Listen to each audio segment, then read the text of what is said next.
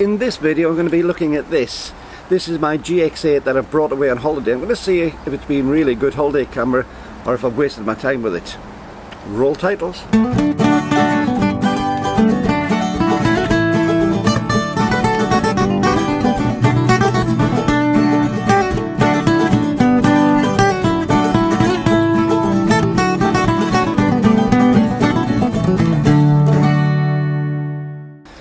Well, hi YouTube, Brian James at Micro Four Thirds Guy with you once again, and yes, I'm here in sunny Paphos, even though it's been raining a little bit, but you can live with that. 20-degree rain is better than freezing cold rain in the UK.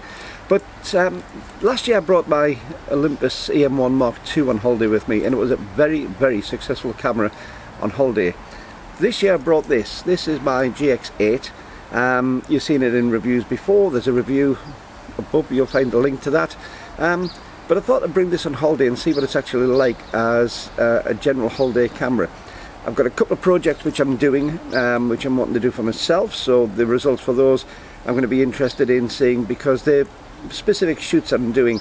But I'm also, as I say, brought this along as a general camera for holiday to see how it performs and to see how it actually fits into a holiday environment. Now, the GX8, you'll probably know I absolutely adore. I think it's a fabulous camera, something of a cult classic to me. It's the rangefinder style camera, bigger than the GX7, the GX9 and the GX85 and those sort of cameras, physically larger than those, so it's more akin in size to the EM1 Mark II, but very different design. It's built like a brick outhouse, it really is. It's beautiful, very solid, very well-made camera, and I'm really enjoying using this.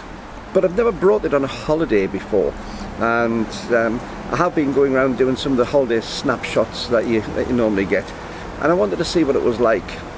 Well, first of all, in use, you can see it's not a particularly obtrusive camera. It doesn't look like the big pro type camera, especially when you got up to your eye and it's looking at the side rather than the center.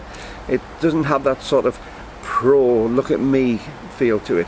You can slip in amongst people in crowds very easily, taking photographs. The flip-up eyepiece I found particularly good when I'm doing street photography because I can be looking down through it, and because you're looking down rather than at a subject, people don't notice you so much and leave you alone. Also, with its silver finish rather than the black, I tend to think that it looks a little bit less pro now. Obviously most cameras used to be silver when I started, but the black ones took over as being the professional cameras for a long time, and I think that it's sort of stuck in people's perception. So the silver colour rangefinder type style of camera tends to not put people so phased by cameras. Some people get really bothered by them, but with this I found that people just ignore you, which is really good.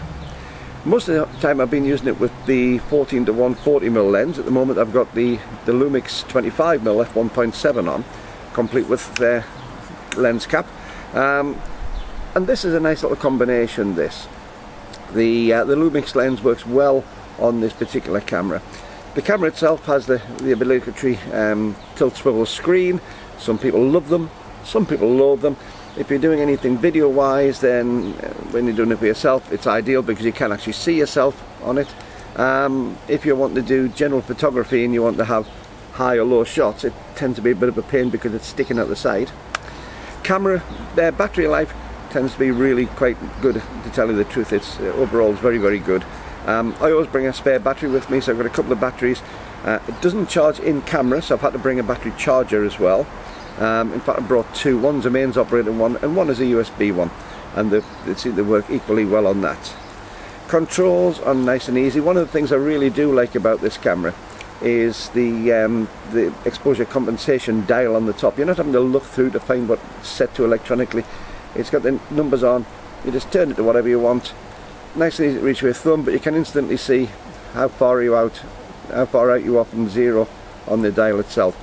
Looks a bit old-fashioned, a bit retro, but it works really well.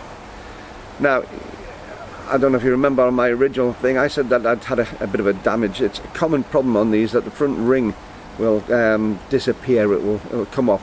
You can still turn the little plastic bit, but it's not quite so easy. But when I go through as to what I normally have for my settings, you'll see that it's not really much of a problem for me. Biggest problem, which I've said in the past, is the display button. The display button tends to sit just as where your thumb is going to be comfortable, and I tend to like on my display to have a grid on the back and to be able to see the information, and also to see the spirit level. I'm one of these people who naturally tends to hold my camera at an angle, so the spirit level in my eyesight forces me to be a little bit more careful with the leveling of the camera.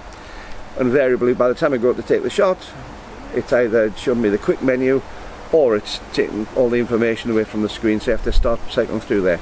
Bad problem on that. It's a minor thing, but it really annoys and irritates. In this, the single card obviously goes in with the battery. It can be a bit of a pain if you've got it on a tripod, but again, in general holiday type use, it's not an issue whatsoever, and it keeps it nice and steady and out of the way. So what sort of settings do I normally use when I'm doing this? I would say 90% of my settings I use aperture priority. I use the vivid setting for the profile, single shot, single point of focus rather than continuous autofocus tends to be my norm. This is the normal sort of thing I'm taking for the majority of photographs. Obviously I'll change these occasionally, but I do get asked by an awful lot of people, what are your standard settings, what do you tend to do? On most lenses for general shooting as well, I tend to leave a fairly mid aperture. On the Micro Four Thirds it tends to be between about f4 and f6.3, unless I want particularly low light, or if I want to try and do something with particularly shallow depth of field. But the majority of the time I'm not wanting shallow depth of field, I'm wanting general views. And with the Micro Four Thirds lens, f4 tends to give you a really nice depth of field, and as I say, the f4 f6.3 tends to be the sweet spot on most lenses for maximum sharpness and best contrast. The camera isn't too heavy, it's about the same weight as my Olympus, so it's not intrusively heavy, and although it looks very blocky, it looks very rectangular and uncomfortable, the grip is actually surprisingly comfortable, surprisingly good. It just falls nicely into the hand.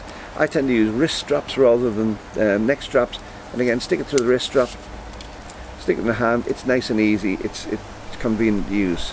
Now before we go on, don't forget I'll put some photographs that I've taken with this camera at the end of the video, so keep watching for them.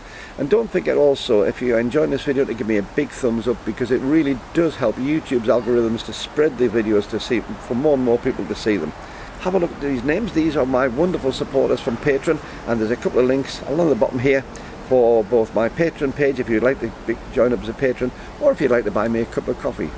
Whatever though, don't forget as well to hit the subscribe button and join our almost 8,000 subscribers on the channel. Anyway, back to the review.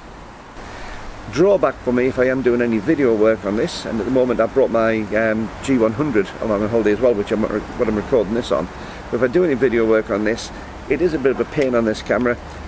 The socket for the microphone is shared with the remote, so it is a 2.5mm jack, not a 3.5, and that means if I want to use an external microphone, I have to have an adapter cable.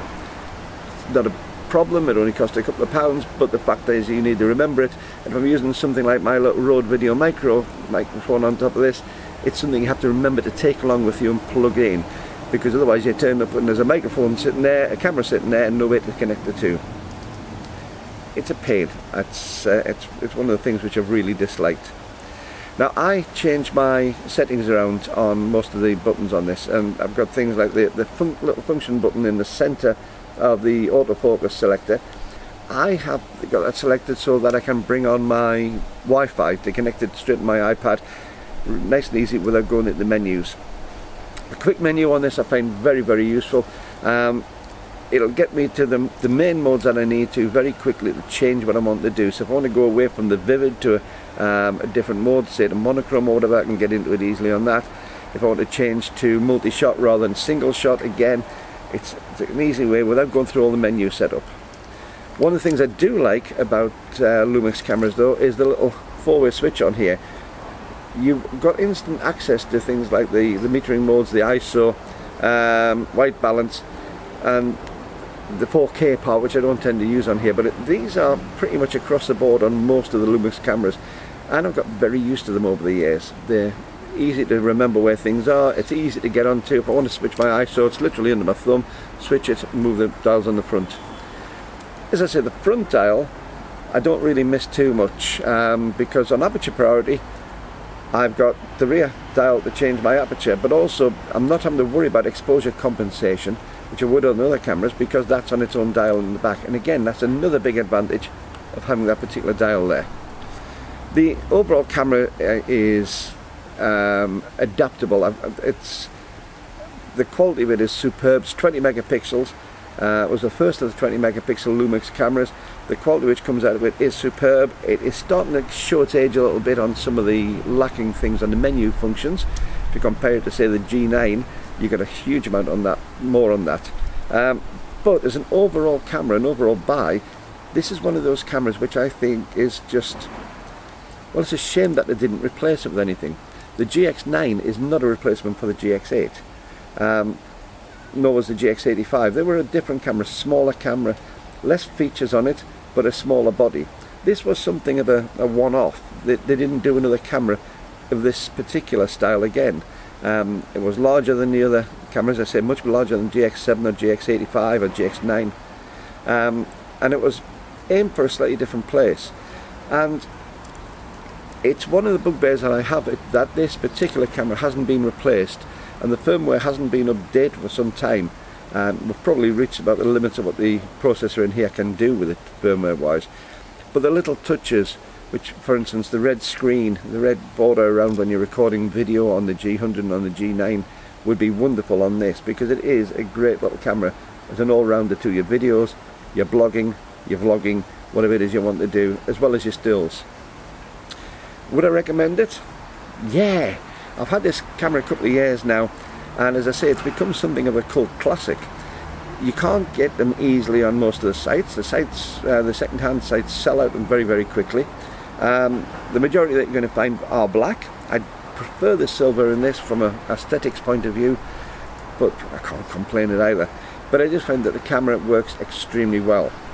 Now, one of the things which has been brought up in this in the past is shutter shock. And especially using the lens I mentioned before, the 14-140 super zoom, they are reputed to have shutter shock. I never really experienced much in the problems of shutter shock. Maybe it's a style of photography I was doing, but on one of the previous firmware updates, there was an update which put a slight time delay into the shutter, between the shutter actuating and the sensor actually reading properly. It is an almost imperceptible delay, but it is there. And if you're doing a lot of high-speed work, high frame rate work, using very, very fast shutter speeds. Having said that, I think it was in a mid-range of shutter speed, so I would have to look back on it, because it's not something I particularly have researched recently. But if you were doing a particular style of photography, it may slightly impede some of the shots that you're getting. But as an overall in use, I've never really noticed it. It's never been a problem to me.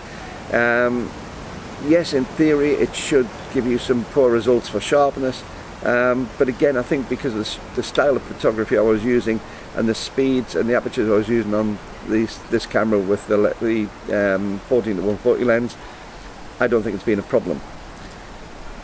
Certainly with the firmware update, it's just not been an issue whatsoever. So what do you think? Have you used the GX8? Do you like the GX8? Is it a camera you would consider as a used camera? Because, as I say, from me, it's probably one of my favourite cameras in my collection. Would you consider buying one yourself? And if so, what would you be looking from the camera? Let me know in the comments below. I'm really interested to find out. Now I'm going to leave you with some shots in a moment which I've taken out here in Cyprus. But until the next time I see you, keep on taking your camera out. Keep on having fun with your photography. I'll see you soon. Bye bye.